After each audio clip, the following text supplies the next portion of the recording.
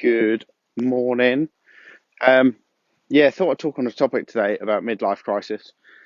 Seems to happen to a lot of people, and usually it involves, don't know, growing your hair long, getting a motorbike, quitting your job, taking like an extreme measure. But the question is it an extreme measure or is it a extreme rebalance?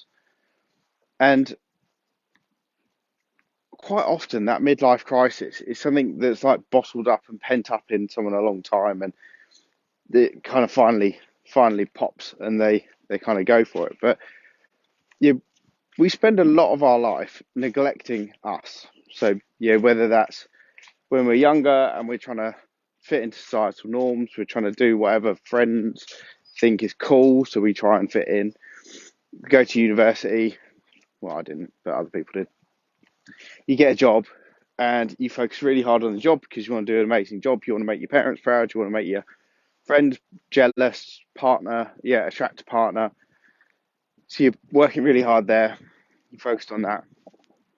You then have kids maybe, and you want to provide for them. You don't want them going without anything, and you want to make them proud, and you want that security over them. So you're sort of again focusing on career, focusing on enhancing what you've got, and you kind of get to a point where you suddenly realise I'm bloody miserable because you're kind of caught up in the hamster wheel.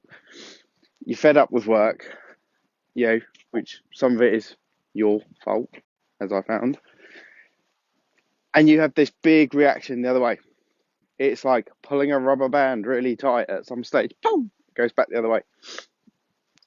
And that seems to be where a lot of the midlife crisis comes from. It's that big change, but actually, it's a lot around how you've been neglecting yourself, you know, what you haven't been doing, friends, hobbies, interests, stuff like that, you've kind of given up on in order for the perceived success of a career, big house, fast car, Disneyland holidays, whatever it is.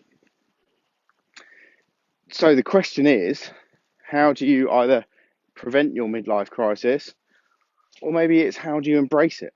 And I think that's a really important conversation to have. It's like understanding where you are in your life at the moment, where you feel deficient. So whether that's, maybe it is in your career, maybe it's in your wealth, maybe it's in your health, maybe it's in your relationships. Like, because a lot of people go through what you could almost call a midlife crisis, but in a positive way, where they suddenly decide to get fit, and that's because they're fed up with not being fit and they're overweight, and then they suddenly do it. No one calls that a midlife crisis. They call that, oh, look at that, he got to his suddenly decided to get fit. Doesn't he look great?